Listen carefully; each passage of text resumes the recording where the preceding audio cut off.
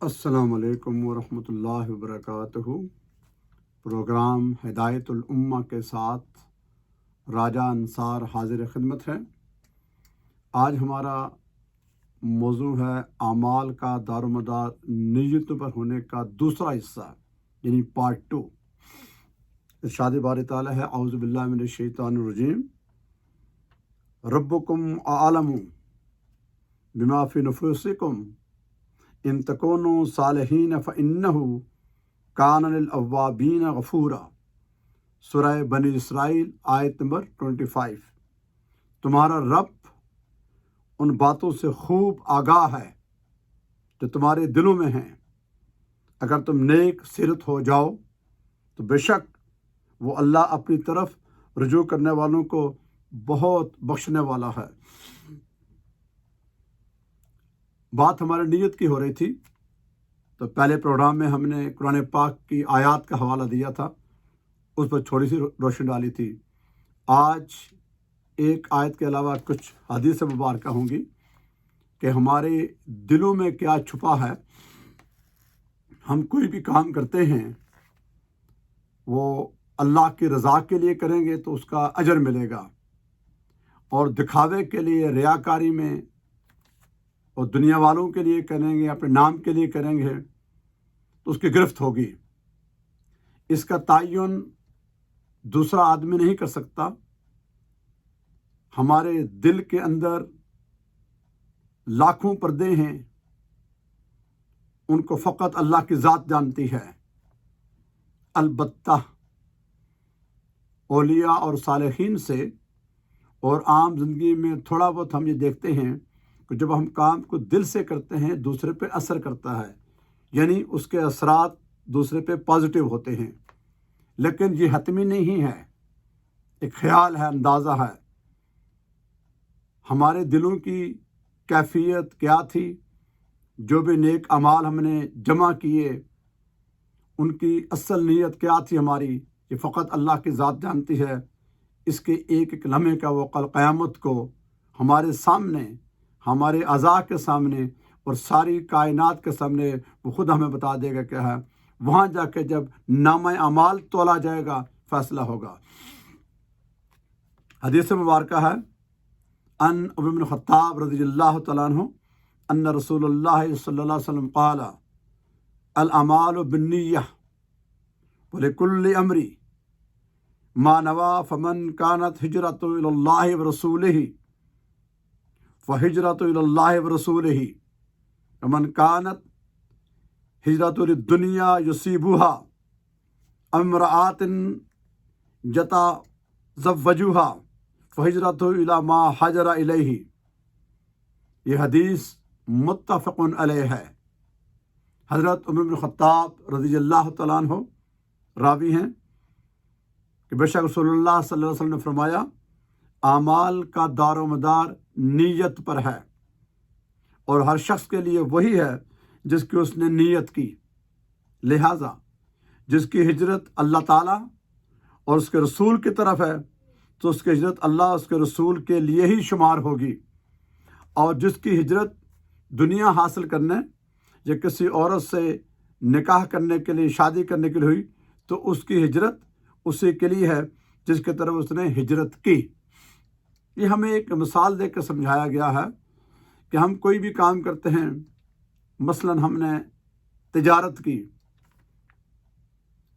ایک شہر سے دوسرے شہر میں، دوسرے ملک میں گئے، ہم نے بزنس کیا، اور ارادہ یہ تھا کہ اس سے میں جو 4 پیسے کماؤں گا، ایک تو اپنے خاندان کی کفالت کروں گا، اور اس کے ساتھ ساتھ میں اپنے جو گاؤں کے رشتہ داروں کے جو غریب لوگ ہیں ان کی بھی میں کفالت کروں گا، ان کی ہیلپ کروں گا یا کروں گی، اور پھر یہاں پر میں جو بھی وقت مجھے میسر آیا میں اللہ کے دین کی سربلندی کے لیے کام کروں گا۔ یہ اس نے نیت کی، لوگوں کو نہیں پتا، اس نے پیسے تو کمانا ہی ہیں، لیکن جو اس نے نیت کی تھی اس کا اجر اس کو ایکسٹرا ملے گا۔ اسی طرح اس نے کہیں گیا، خالی بزنس کے لیے گیا تو اس کی نیت کی تھی کہ خالی میں نے پیسے کمانے ہیں تو پیسے کما لے گا، اس کا وہی اس نے کیا تھا اور اجر نہیں ہے اس کا. یہ کسی عورت کے لیے نکاح کیا، شادی کی، یعنی مثال دے کے سمجھایا گیا کہ جس مقصد کے لیے ہم جاتے ہیں نا، تو اگر ہماری نیت وہی ہے، خالی شادی کرنا ہے، تجارت کرنا ہے، تو اسی کا اجر ہے. لیکن وہ شخص مبارکباد کا مستحق ہے، کام وہی ہوگا مگر اس کا اجر بہت زیادہ ہے، جس نے یہ ارادہ کیا کہ میں کسی کام کے لیے بھی اپنے گھر سے باہر، شہر میں، گاؤں میں، دوسرے شہر میں، دوسرے صوبے میں، دوسرے ملک میں نے جانا ہے، فلاں فلاں کام کرنے ہیں، لیکن اس کام کی رضا جو ہے میں نے اللہ تعالیٰ کے لیے کرنا ہے. یعنی کسی کو میں نے ہیلپ کرنی ہے تو فقط اللہ کے لیے. میں نے علم دین حاصل کرنا ہے، دوسرا علم حاصل کیا تاکہ لوگوں کو میں فائدہ پہنچا سکوں.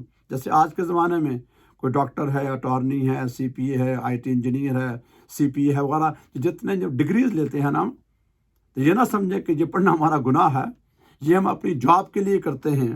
اور ایک تو نا جاب کر کے ہم نے پیسے کمانے ہیں، وہ تو کمانے ہی ہیں، لیکن نیک لوگ، صالح لوگ اور متقی اور پرہیزگار لوگ یہ ارادہ کرتے ہیں کہ یا رب العالمین، میں نے یہ جو ڈگری لی ہے، جو مائگریشن کی ہے، یا جو محنت کر رہا ہوں، اس کا جو مجھے پیسہ ملے گا، بینیفٹس ملیں گے، میں اپنے بیوی بچوں کا کفیل تو ہوں ہی، مگر ارادہ میرا یہ ہے کہ میرے اپنے رشتہ داروں میں، پڑوسیوں میں بہت سارے ایسے لوگ ہیں، ان کی بھی ریکوائرمنٹ ہیں، تو مجھے ہمت دے، توفیق دے کہ میں ان کی مدد کر سکوں. اور پھر تیرے دین کی سربلندی کے لیے جو آج کے زمانے میں علم دین حاصل کرنے والے بچے ہوتے ہیں، بچیاں ہوتی ہیں، آپ کی اپنی اولاد ہے، دوسری ہے، ان کی کفالت کر سکوں، تاکہ ہم تو چلے جائیں گے، تیرا دین ہمیشہ رہے گا قیامت تک، تو اس کے سربلندی کے لیے ہمارا حصہ ہو، تو ڈبل اجر ہے اس کے لیے.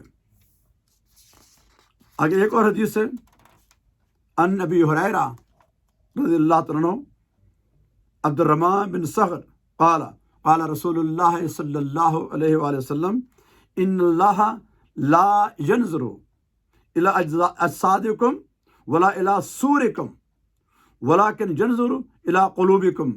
یہ مسلم کی حدیث ہے، اور اس مسلم کی حدیث کا نمبر ہے 2546. حضرت ابو ہریرہ عبد الرحمن بن صخر سے روایت فرماتے ہیں کہ فرمایا آقا علیہ الصلوۃ والسلام نے، بے شک اللہ تعالیٰ نہ تمہارے جسموں کو دیکھتا ہے اور نہ ہی تمہاری صورتوں کو، بلکہ وہ تمہارے دلوں اور ان میں موجود نیتوں کو دیکھتا ہے. ہم لوگ آئے دن دیکھتے ہیں کہ ہم بظاہر کسی آدمی کو اس کے لباس، اس کے مکان، اس کا کاروبار یا اس کا عہدہ، اس حساب سے ہم اس کی رسپیکٹ کرتے ہیں نا. یا کوئی نیک کام کسی نے کیا، کوئی مسجد بنوائی، پانی کا کنواں کھدوایا، پانی کا ارینجمنٹ کیا، ڈونیشن دیا مساجد میں، اور کسی نیک کام کے لیے. این جی اوز بہت ساری ہیں، اور رفاہی عامہ کے کام بہت زیادہ ہوتے ہیں. اور ہمارے ملک میں تو بالخصوص تقریباً کوئی ایسا محلہ نہیں ہے یا ایسی جگہ نہیں ہے جہاں کوئی نہ کوئی گروپ یا کوئی نہ کوئی آدمی انڈیویجلی یا کولیکٹیولی تو کوئی نہ کوئی اچھا کام بھی کر رہا ہے. ہماری قوم میں بہت ساری خامیاں ہیں، مگر دو خوبیاں ہماری قوم میں دیکھی ہیں. میں نے بہت دنیا پھری ہے، دنیا کے بہت سارے کلچر دیکھے ہیں، تو دو چیزیں ہماری خراب ہیں، دو بہت اعلیٰ ہیں. خراب ہماری دو چیزیں ہیں، ورسٹ، ایک اکنامکلی اور ایک پولیٹیکلی نظام ہمارا. ہم ایک چھوٹے سے عہدے کے لڑ پڑتے ہیں، اور معاملات جو ہم طے کرتے ہیں پیسے کے، اس میں بہت کم ایمانداری ہوتی ہے. خواہ ہماری دکان ہو، مکان ہو، سرکاری کھاتے کی تو بات ہی اور ہے، یا کوئی این جی اوز کا پیسہ لینا دینا ہو، یا کہ رفاہ عامہ کا کام ہو، اس میں بہرحال ہمارے ہاں بالعموم ایک غالب اکثریت، جس کو ہم کہتے ہیں نا گیو اینڈ ٹیک، ہیرا پھیری میں شامل ہوتی ہے. سسٹم ایسا بنا ہوا ہے، اس میں ہم فیل ہیں، لیکن اس کے باوجود بہت اعلیٰ کام ہو رہے ہیں. اور سیاسی طور پر ایک محلے کی کمیٹی ہو، مسجد کی کمیٹی ہو، وہاں بھی جھگڑا کھڑا ہو جاتا ہے، ایک دوسرے کو برداشت نہیں کرتے۔ یہ ہماری خامی ہے۔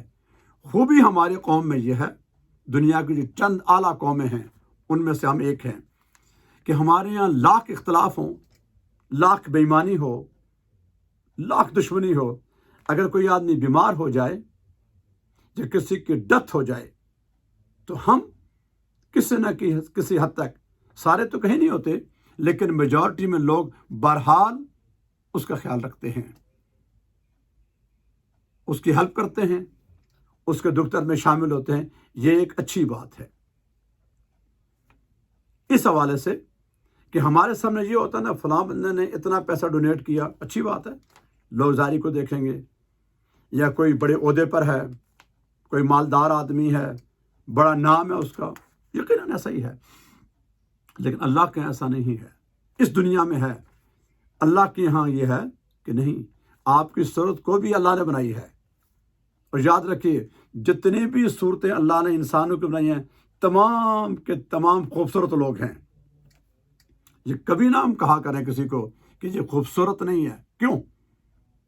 ایک تو اللہ نے بنایا ہے، دوسرا اللہ نے کہا ہمارے بارے میں، انسانوں کے بارے میں، لقد خلقنا الانسان فی احسن تقویم، میں نے انسان کو بہترین طریقے پر پیدا کیا ہے۔ تو اللہ تو انسان کو خوبصورت اعلیٰ کہہ رہا ہے، ہم کون ہے کسی کی خامی نکالنے والے؟ کیا معلوم جسے ہم کہہ رہے ہیں خوبصورت نہیں ہے، کمزور ہے، کسی کام کا نہیں ہے، اللہ کے اس کا کیا مقام ہو؟ اس حدیث میں حضور نے فرمایا کہ اللہ تمہارے رنگوں کو نہیں دیکھتا، تمہارا کاروبار کون سا ہے، تمہارا خاندان کون سا ہے، علاقہ کون سا ہے، یہ ہم لوگوں کے آتے ہیں، یہ رہے، ختم نہیں ہوتے یہ، لیکن اللہ کیا نہیں ہے، وہ دیکھتا ہے تمہاری اس کام کرنے کی نیت کیا ہے۔ میں اسی لیے بار بار ایک حدیث پڑھتا ہوں جس کا خلاصہ یہ ہے کہ اللہ تعالیٰ قیامت کو 3 لوگ ایسے ہوں گے، ان کو جہنم میں ڈالے گا، جہنم ان سے بھڑکائی جائے گی۔ ایک وہ شہید جس نے قربانی کی، شہید ہو گیا، اللہ کی بارگاہ میں پیش کیا گیا، تو وہ تو کہا کہ یا اللہ تو نے جان دی تھی، میں نے اپنی جان تیرے حوالے کی ہے۔ فرمایا کہ نہیں، تم جھوٹ بولتے ہو، تم نے اپنے نام کے لیے، شہرت کے لیے تو نے یہ قربانی دی، اس کو ریجیکٹ کیا جاتا ہے، جہنم میں پھینک دو، تو کسی کی مجال نہیں ہے کہ وہاں اف بٹ کر سکے۔ دوسرا وہ عالم دین جس نے علم دین پھیلایا، بڑا نام ملا اس کو، امام تھا اپنے وقت کا، جو بھی ٹائٹل ملا اس کو، اس کے اسٹوڈنٹ بھی تھے، مدرسے بنائے، مسجد بنوائیں، کتابیں لکھی، واز کرتا رہا، جو کچھ اس نے کیا دنیا والے یہی کہیں گے، لیکن ارشاد ہوگا نہیں، تم نے یہ اپنی شہرت کے لیے، اپنے نام کے لیے کیا تھا، لہذا یہ جھوٹ بولتا ہے، اس کو جہنم میں پھینک دو۔ اور تیسرا دولت مند جس کو اللہ نے مال دیا تھا، اس نے بڑا خرچ کیا، ڈونیشن دیتا رہا، رفع عامہ کے کام کیے، غریبوں کی مدد کرتا رہا، سارے اس نے اپنے حساب سے کیے، مگر اس کے اندر چھپی نیت کیا تھی یہ تو اللہ جانتا ہے نا۔ اللہ کے اندر کوئی آگے پیچھے کر نہیں سکتا۔ نہیں، تم جھوٹ بولتے ہو، تم نے جو کیا تھا نام مل گیا تیرے کو دنیا میں، تم سخی مشہور ہو گئے، تیرے اسٹیچوز بن گئے، تیری تصویریں لگ گئیں، اخبارات میں آ گیا، شہرت ہو گئی، میرے لیے نہیں تھا، اس کو بھی پھینک دو۔ تو وہ بے نیاز ہے، اس کے ہاں کوئی معیار جو ہے وہ ہمارا مقرر کیا نہیں ہے، اس کا ایک اپنا ہے، وہ جس طرح چاہے گا، یہ اسے پتا ہے کہ کوئی بندہ کس حال میں ہے۔ آگے دوسری حدیث ہے،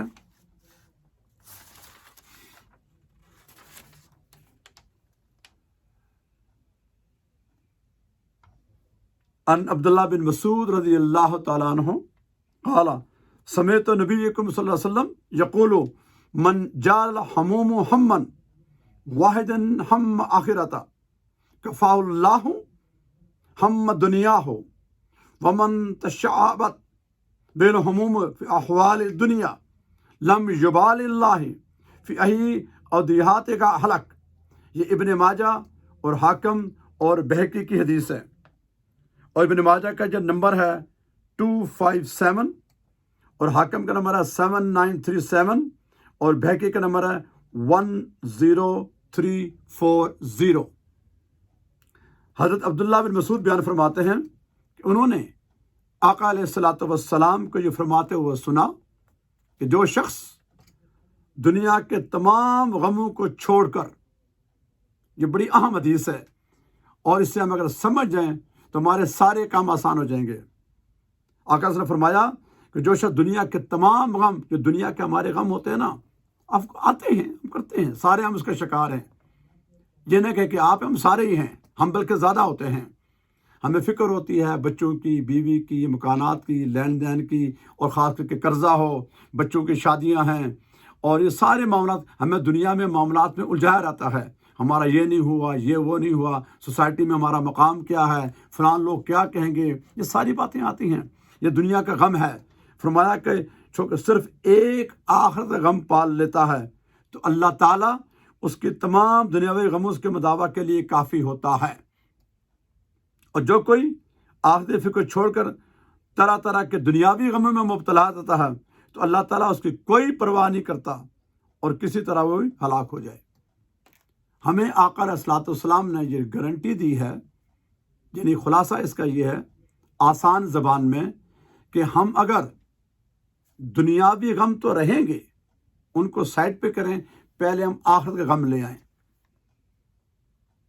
اس بات کے اوپر کہ میرا آج دن گزرا ہے جو اللہ اس کے رسول کی اطاعت میں گزرا ہے یا نافرمانی میں گزرا ہے، میں نے اللہ اس کے رسول کا حق ادا کیا، حقوق اللہ حقوق العباد پورے کیے، اپنی آخرت کو یاد رکھا، قبر کی تیاری کی، جو لقمہ میں نے کھایا یا کھلایا یہ حلال تھا یا جائز تھا، نماز میں نے پوری اس کی شان کے ساتھ، پروٹوکول کے ساتھ، خشوع و خضوع کے ساتھ ادا کی، اس ٹائم کوئی مخلوق بیچ میں نہیں آئی، میں نے ایک دن میں 100 200 400 500 جو الفاظ منہ سے نکالے اس میں کوئی بری بات تو نہیں تھی، میں نے جو کچھ آنکھوں سے دیکھا وہ حرام تو نہیں تھا، میرے ہاتھ یا پاؤں یا زبان سے کسی کو تکلیف تو نہیں ہوئی، میں نے کسی کو اذیت تو نہیں دی، اگر کوئی مجھ سے ناراض رہا میں نے اس کو معاف کیا یا اس کو لے کے بیٹھا رہا؟ کیا رات کو یا دن کو اور بالخصوص تنہائی میں اس مالک کی یاد میں میرے آنسو گرے، میں رویا یا میں روئی؟ اس بات کی فکر کہ یہ میرا مرحلہ تو گزر رہا ہے نا، میں نے اعلیٰ کھانا کھایا تب بھی یہ دن گزر جائے گا، میں نے کم درجے کا کھایا تب بھی گزر جائے گا، میرے پاس تھوڑے پیسے ہوئے تب بھی گزر جائے گا، زیادہ ہوئے تب بھی گزر جائے گا، میرے بیٹے بیٹیوں کی شادیاں اگر اونچے لیول پہ نہیں ہوئی، عام حالات میں سادگی سے ہو گئی، نکاح شادی ہو گئی، پیٹ میرا بھر گیا، بدن میں ڈھانپا رہا، ننگا نہیں ہوا، ایک کمرے کا ایسے میرے پاس مکان رہا الحمدللہ، لیکن تھوڑا مال، تھوڑا نام، تھوڑا کاروبار، میں نے صبر کیا اس کی رضا کے لیے، لیکن ان 24 آورز میں میں نے اللہ کو یاد کیا، اس کو بھولا نہیں، اس کی یاد میں، اس کی محبت میں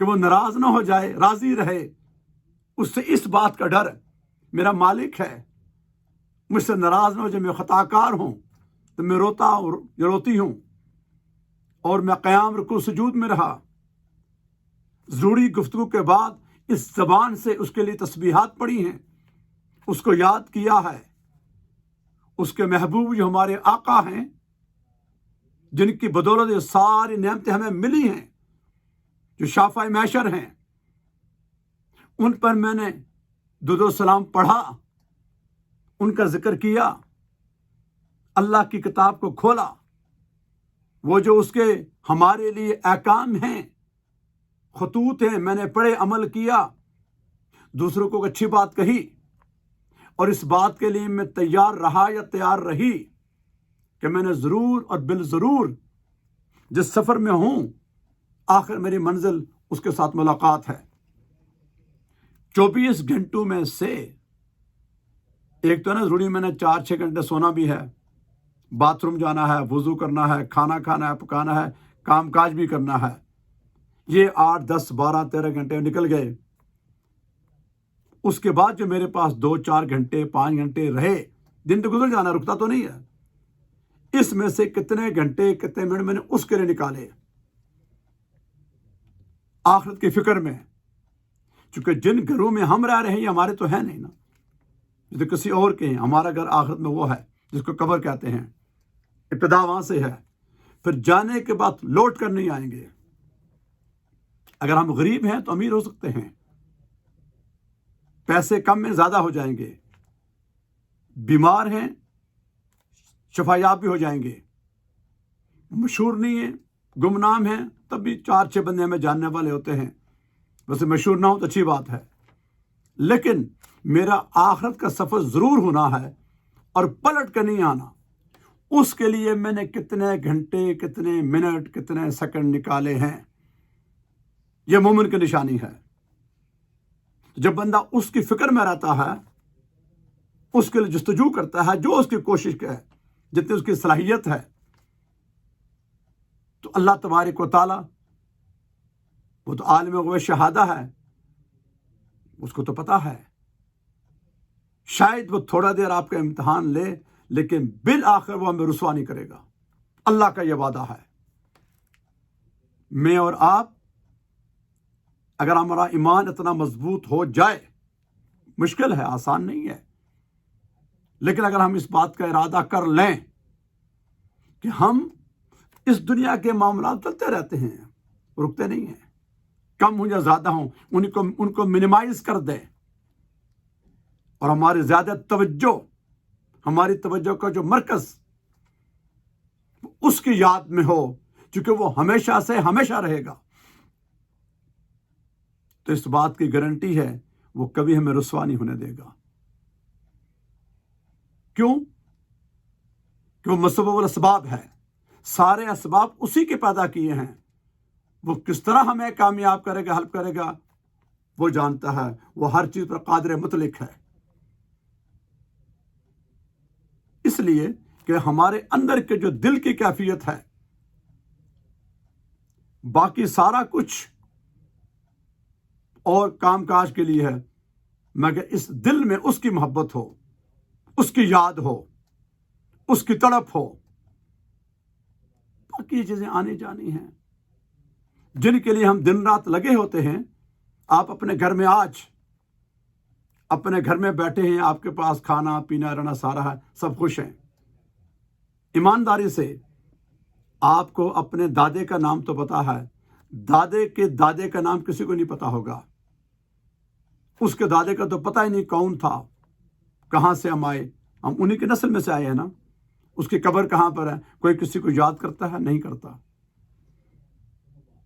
ماں باپ ہمارے سامنے فوت ہوئے، آنسو بہائے، چلے آئے، اپنے کام کاج میں مصروف ہو گئے. بڑی غنیمت ہے ان کے لیے دعا ہاتھ اٹھا لی ہے. تو اس لیے آگے ہمارے کسی نے کام نہیں آنا. یہ جو ہمیں وقت ملا ہے، اس وقت کو ہم مختص کریں اس کے لیے. ہم آئے اسی لیے ہیں، اپنی مرضی سے تو آئے نہیں، نہ اپنی مرضی سے جائیں گے. یہ حکومتیں آئیں گی، انتخابات بھی ہوں گے، پولیٹیکل پارٹیز بھی ہوں گی، جابیں بھی ہوں گی، یہ سارا پہیہ چلتا رہے گا. اس سے باہر نہیں ہو سکتے. ہم انہی کے اندر رہنا ہے. ہم اس دنیا کے اندر رہیں گے، اس دنیا کا اپنے اندر آباد نہ کریں. اس دل کے اندر اللہ کی ذات ہے، اس کی محبت ہے، اس کی اطاعت ہے، پھر اس کے رسول کی ہے، جنہوں نے ہمیں سارا راستہ بتایا، جنہوں نے ایک کلمہ ہمارے سامنے ہے. تو جس نے یہ ارادہ کر لیا، تو اللہ دلوں کے حال جانتا ہے. تو اس بات کے بہت کم چانس ہے کہ ہم ناکام ہوں.